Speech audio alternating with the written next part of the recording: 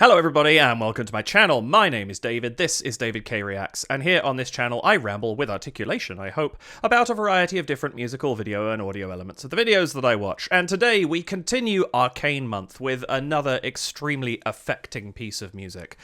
This is going to be Meilleure Ennemie by Stromae and Pomme, as covered by Rachel Hardy and Chris Yamez, who are two Canadian artists, so I'm doubly excited to be covering this one. And as with all of the videos in Arcane Month, I'm going to say spoilers for Arcane from this point on. If you have not seen Arcane, please go and watch it. Or use the codes below, well, I guess specifically to the reaction, probably, although there may be spoilers there. At least skip to the reaction if you do want to watch that much. But unreserved spoilers for Arcane from this point on, and I really do urge you not to spoil it for yourself if you haven't watched it yet. Because it's an astonishing series. But this is Ma Meilleure Ennemie, which is a absolutely stunning piece of music that plays right at the end of the third arc of season 2. Or sorry, at the end of the overall story, the beginning of the third arc of season 2. In episode 7, which is an extraordinary moment where we have flashed back. Or not flashback, sorry, that's the wrong phrase. We have flashed into a different dimension, a different alternate reality. Where, well, there's sort of two alternate realities that we're playing with, the one that Jace is sent to and the one that Heimerdinger and Echo are sent to. And most notably, the one that Heimerdinger and Echo go to is peaceful. And it's sort of a utopian version of the sort of space that we all know from the rest of Arcane. And Piltover and Zorn are working together. It's all chill. The areas that are memories of, you know, horrible moments in the past lives of the characters are bustling metropolis spaces and things like that. It's a very unique episode and very cathartic, also quite divisive. I know some people really didn't like it. I really did. And I think what they do with that episode, the importance of setting up Echo's character for his sort of the work that he does in the final two episodes, things like that, very, very important. And I really like that this was the way they chose to do that. But the key thing is, of course, that the one difference from the normal world, the world that we are sort of based in for Arcane, is that Vi, who of course is one of the main characters in the series, did not make it in the heist that is conducted in Season 1, Episode 1. That's the big change, is she didn't make it. And what seems so heartbreaking is that is what makes everything... Well, it is the first event that we are aware of in this alternate reality that makes everything okay. Obviously, there's tons of stuff that happens after that point. But what a terrible thing to think that she's doing her level best the whole way through the rest of this to fight for the equality and the best result for everybody. And in the world where she isn't around to see it, that's what's been achieved. I think it's so poignant. And hits quite hard. Hits really hard. Anyway, towards the end of the episode, we have this beautiful moment where Echo's done all this work. Heimerdinger's just polishing off the last little bits of work that need to be done on the sort of time, the attempts that they've made to recreate the distortion that took them to the other reality, and using the technology from his time machine, the Z drive, and he goes up to this party for the inventors and gets an opportunity to dance with Powder, who is still Powder in this world, not Jinx. I mean, beautiful moment. Also, spectacular use of Echo's lore. His big thing is that he can use his Z drive or Z drive to rewind time by 4 seconds. That's what he does in the game, and they use it really effectively. It's like so effectively in Arcane in so many different ways, even in just a couple of episodes. But this whole scene where Echo and Powder are dancing is animated at 4 frames a second. So they're using that 4 very cleverly, which I think is fantastic. It's a beautiful scene. It's absolutely wonderful. It's one of the standout moments of the second season for me. Just this catharsis, but also this gut punch of knowing that Echo has to leave, and this wonderful piece of music by Stromae and Pomme plays over the top, and it's marvelous. And I'm really excited to see what Rachel and Chris are going to do with it. I have been rambling too much, but I have so much love for this episode for so many different reasons. But we're going to jump into this and see what's what. So I'm going to say welcome back to my channel. Welcome if this is your first time here. If it is, the way this works, I'm going to watch this video through from beginning to end, commenting and emoting over the top. I will then go back and watch it a second time, this time pausing, interrupting, offering what commentary and analysis I feel I can based on what I've just seen and heard and the foreknowledge of that one prior viewing. Please do hit the like, subscribe buttons and the notification bell. Oh, excuse me. And if you would care to support the channel, you can do so at buymeacoffee.com/DavidKReacts, at patreon.com/DavidKReacts, or by leaving a super thanks here on YouTube. Any of those very gratefully received if you would choose to do so. And that's about it. So without any further delay, let's bring up this video and check out Rachel Hardy and Chris Yamez's version of Ma Meilleure Ennemie.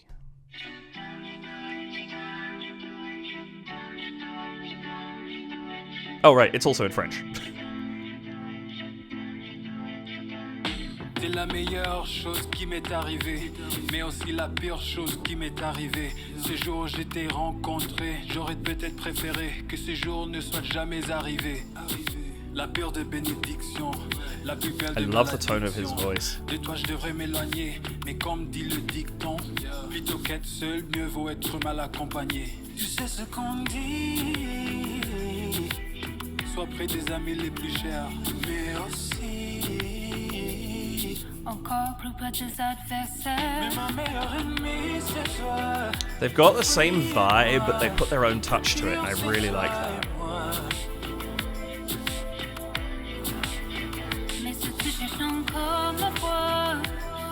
The use of the vocoder is really cool.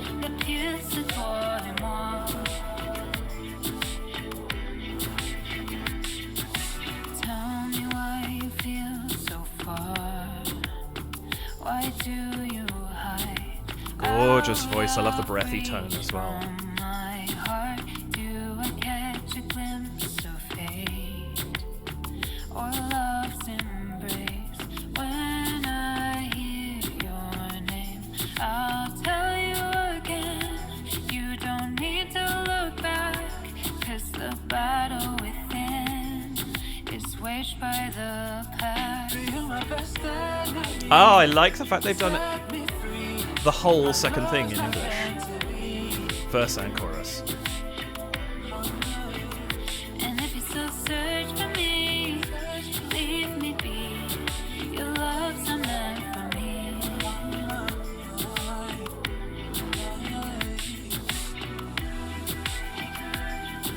Oh, nice. There we go. I assume this is 4 frames a second.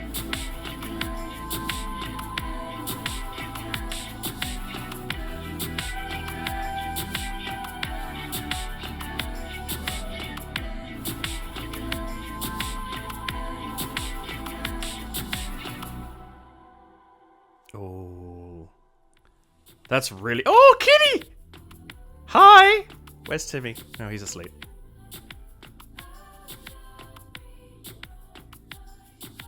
Hi, Kitty. Yaw.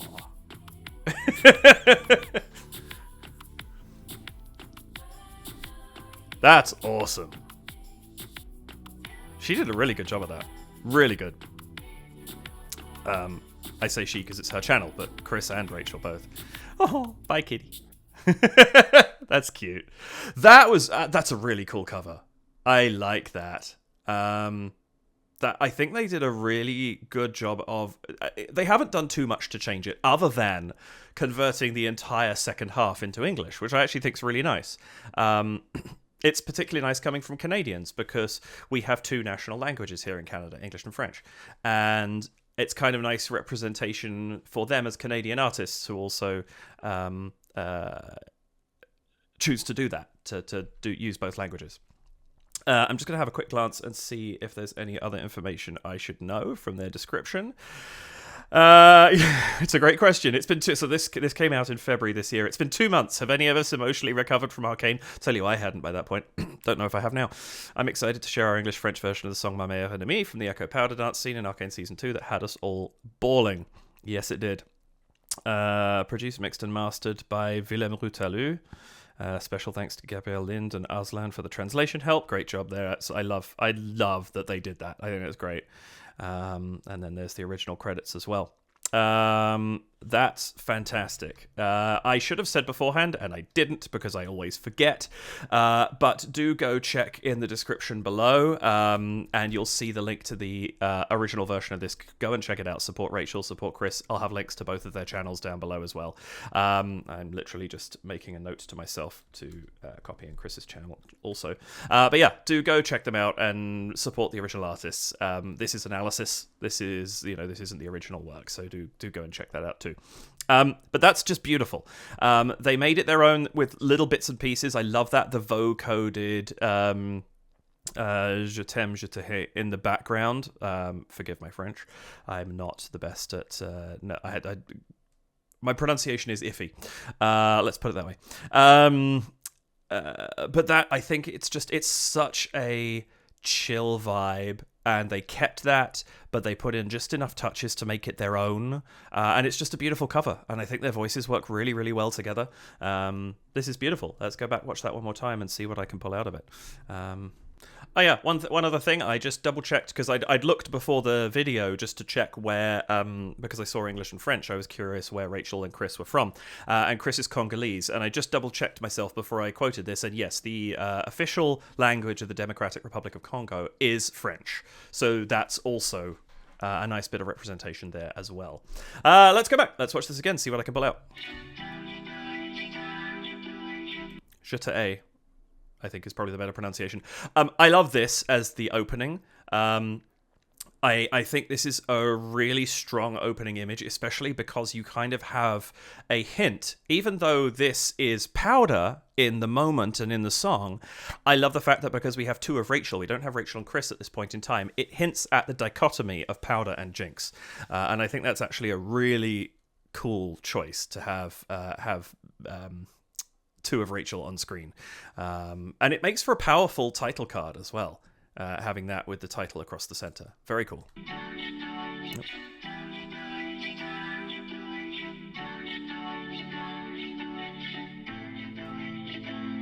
Subtitles are definitely slightly off. This is just gorgeous. I love that fade in with the... You have Rachel here doing this vocoded lyric that just, it becomes an ostinato for the piece, which I think is such a great choice. But you have it with this very dull background. There's a slight hint of purple in there, but she's got this lovely pink light with this blue after shadow that's been added in here, which I think is a really nice touch, because you've got hints at all the various colors that are going on in this show, and this is a beautifully colorful show, and color is important. I think I love the choice that she's got the blue eyeliner and eyeshadow. I think that's a really smart choice, just to kind of enhance that, bring out that color in her character. But this use of pink and blue here, I think, is very, very effective, and I love that as Chris, we get the little fluttering of color, and then this sort of like curtain of blue light that takes us across from Rachel to Chris. I think is really smart. C'est la meilleure chose qui m'est arrivée, mais aussi la pire chose qui m'est arrivée. Ce jour où je t'ai rencontré, j'aurais peut-être préféré que ce jour ne soit jamais arrivé. There's something about what he's doing here. It's so conversational. It's like he's talking directly to me. I actually don't understand enough French to be able to translate these lyrics on the fly. I'm going to bring up the lyrics in a second so that I can see what's being said. But I feel like I understand him, which is really cool. Give me 2 seconds. So what's he saying here? You're the best thing to ever happen to me, but also the worst thing to ever happen to me. On that day when I met you, maybe I would rather that it had never happened to me. I mean, that's what a powerful lyric for a start. The lyric writing in this is superb. But let's just go back to the beginning of this. Meilleure chose qui m'est arrivée, mais aussi la pire chose qui m'est arrivée. Ce jour où je t'ai rencontré, j'aurais peut-être préféré que ce jour ne soit jamais arrivé. The gesturing that he's doing here, you're kind of getting a little bit of vibe of at least the emotion that's behind what he's saying. You could see a little, you get an idea that this is, something didn't happen, isn't happening, whatever. You get just enough, but he's not overdoing it. And I think that balance is a great one. Excuse me. I don't know if I've got hiccups today. A great one to strike. because it means that there's activity. He's giving himself the freedom to move, to turn, all that sort of thing. But he's not overblowing it, and he's not making it so that it's distracting from any of the music or the singing that we're listening to, which is great.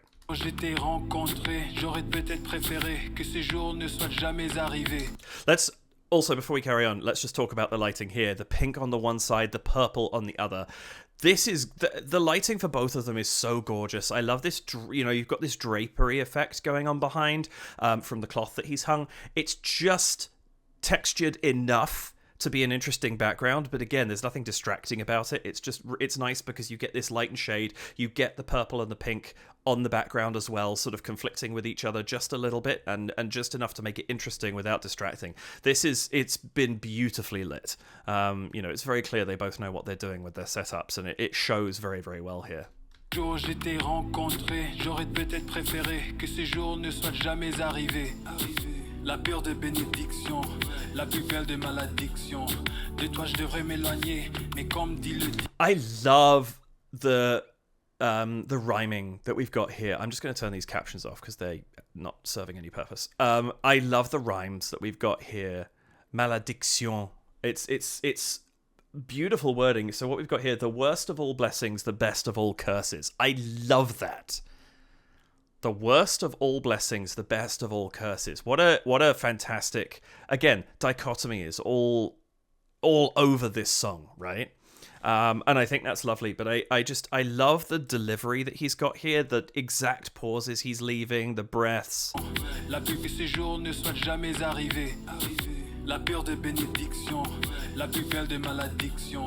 De toi je devrais m'éloigner, mais comme dit le dicton, plutôt qu'être seul, mieux vaut être mal accompagné. Again, it's so casual. And I don't mean to say that there's no effort behind this. There's a lot of effort going into this, but his performance is so natural. It really does feel like I'm being spoken to. And I think it's conveying a lot with a little.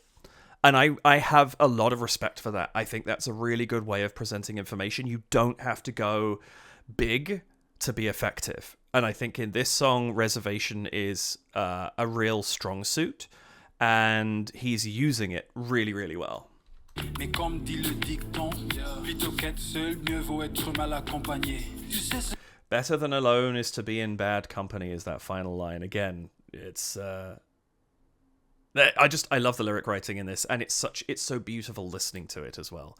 I think it's really lovely language for that whole verse. Comme dit le dicton, plutôt qu'être seul, mieux vaut être mal accompagné. Tu sais ce qu'on dit. Sois près des amis les plus chers, mais aussi. I love that too. There's something about this. So for most of this, yes, he has a couple of turnaways. He has that section where he's sort of looking this way, but then turns back to face. But then here, he delivers this whole thing off screen. And he's had this whole thing where he's been talking to us, and now you get the sense that he's talking to somebody else. And I think that's a really, really nice choice. Also, because of where he's filming from now, we've reversed the colors. In terms of not the side of his face that they're necessarily on, but where they appear on screen. Because here we have purple on the right, pink on the left. Now we have purple on the left, pink on the right. And it's very, very subtle, but it just changes how things are looking slightly. And you notice there too, notice there's that little blur of white coming in. It's almost like hazing the color a little bit, which to me, I don't know if this is what's intended here, but it almost feels like it's hinting that we're about to change character, which we do in a minute. That's really cool. And I like that he almost walks off screen there. He gets so far over. Obviously he's looking very hard off screen, but this idea of you divide the screen into thirds, and the sort of traditional place for an eye line, unless I'm very much mistaken, is the corner that would be about here. Obviously he's a little further forward of that, but you want the eyes about a third down and a third in, looking onto the screen. So here, if the halfway line is around here, he is still looking into the more open part of the screen. But then he has this moment where you see him gesturing to somebody, and he's almost off screen completely. Like, we're seeing more of the back of his head now, and it makes it there's something about this that to me feels almost voyeuristic. It's like we're watching this conversation we're not really supposed to be hearing. And I really like that. It's a cool tone to strike with this. Yeah, I think that's really interesting. And I love this, switching between the spoken word and the few syllables of sung music here. Just kind of eking that musicality back in again. He's got a very musical tone about his voice, even as he's delivering the rest of the lines, but just bringing in the full-on sung notes.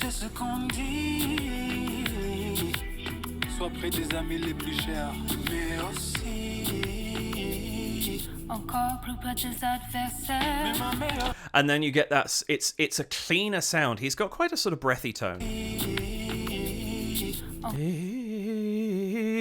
It's not quite, I'm over exaggerating it, but then you get this much cleaner sound from Rachel.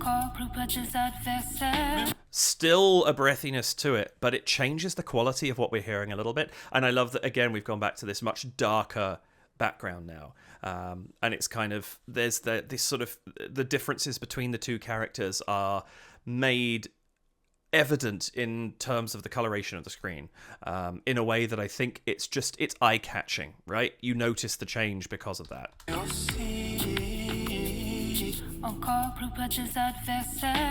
And again, I feel like we've got this same thing. There's a blue light on this side, there's the pink light on this side, which I didn't sort of clock beforehand quite how sort of similar in some ways, but they're much brighter. They're a more pastel-y color, whereas these have got more richness to them.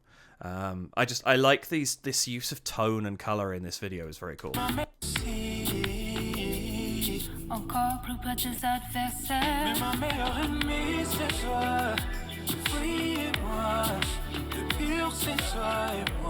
This ethereal over the top is beautiful. I really like that.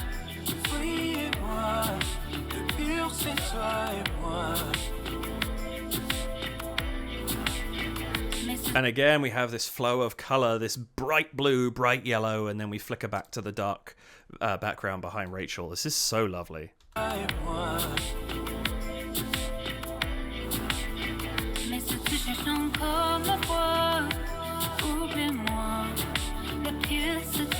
It's very chill too, in the sense that it's not. There's a lot of there's very subtle movements going on. If you watch her face as she's singing this, there's no big. But it's not. They're not. She's not dropping her jaw, opening her mouth really wide. It's very quiet. It's very personal, very intimate. It's really pulling us into this.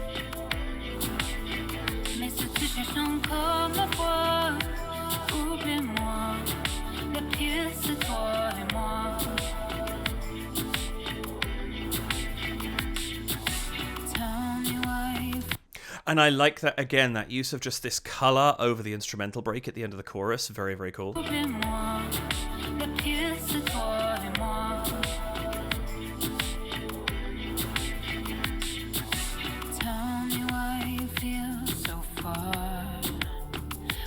do you hide out of reach from my heart? Again, these lovely, lovely lyrics. Why do you hide out of reach of my heart?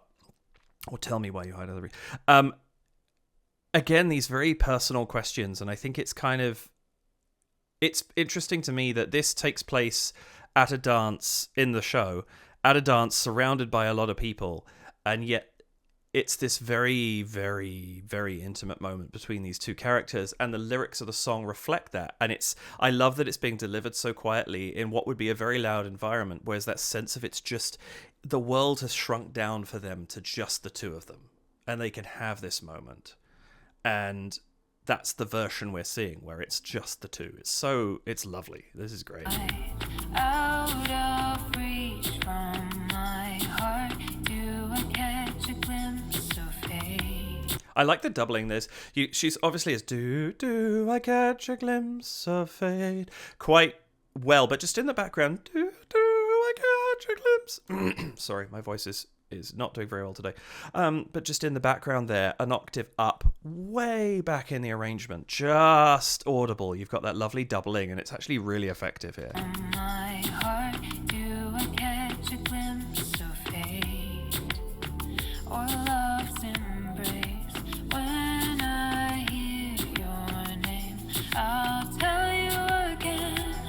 It's just gorgeous. I think the tone that she's striking here, it's just...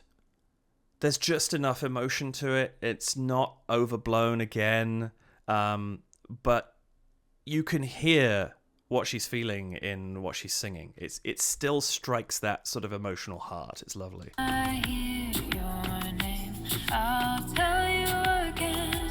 You don't need to look back, 'cause the battle within is waged by the past.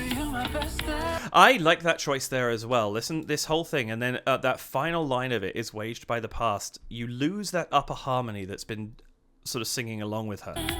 You don't need to look back, 'cause the battle within Gone. is waged by the past. And some of the instrumentation drops just a little bit, and it just focuses. The battle within is waged by the past, and you have that moment of dwelling on that past for just a second. The music gives us a moment to land on that before we carry on into the chorus. Really, really nice stuff. The battle within is waged by the past. You're my best enemy. Set me free.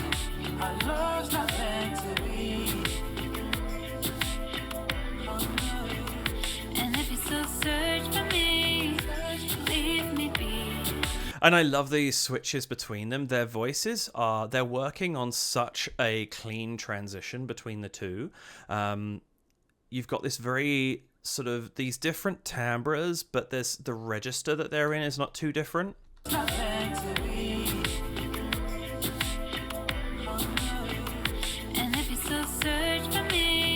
It's just beautiful how close that is. It makes it so easy to flip between the two voices, which is fantastic. Leave me be. Your love's not meant for me.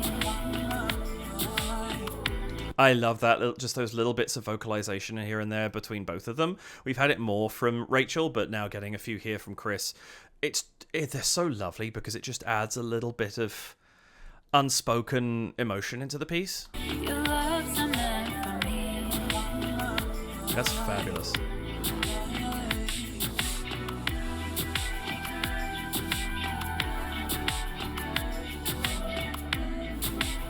And I love that we've set that ostinato up now so that when we have it over this whole back section, because it was so clean in the beginning, we can now have it a little bit further back with these continuing vocalizations, and it feels so in place.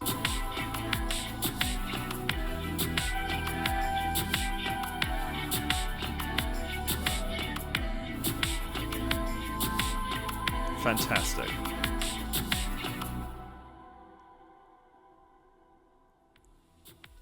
And I love that very faintly in the background there carries on into where it comes back in here.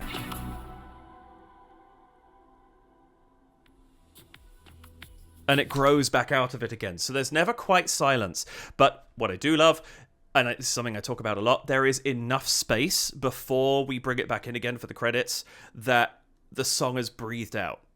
One of the biggest problems I have is people not giving songs enough time to exhale at the end, and you go straight into, hey everybody, like and subscribe, or thank you for watching, or whatever it happens to be. You don't want to push that too quickly, and I like how they've done it here. I think it's great.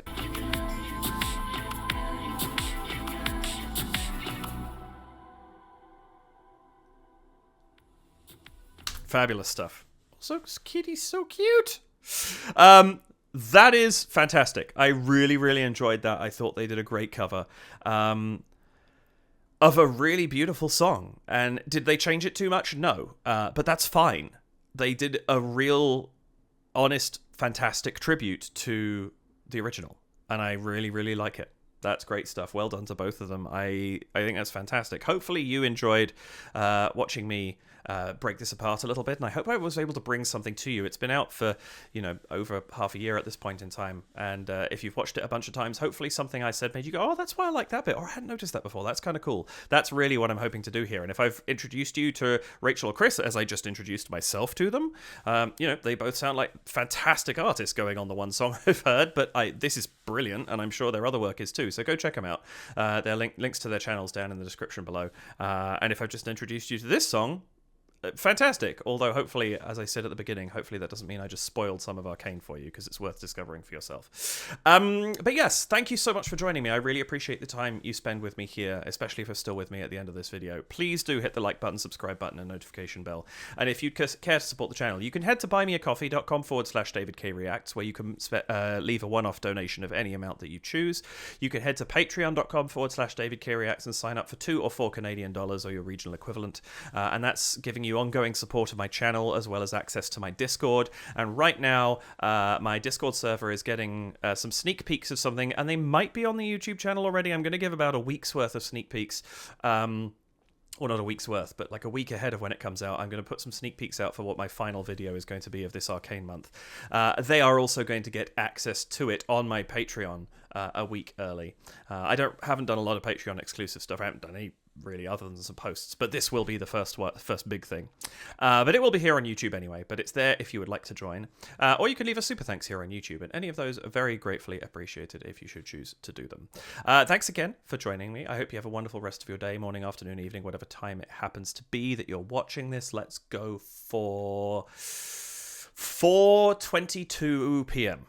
See if someone is watching then. But yes, thank you again. Take care of yourselves, and I will see you in the next video in Arcane Month. Bye for now.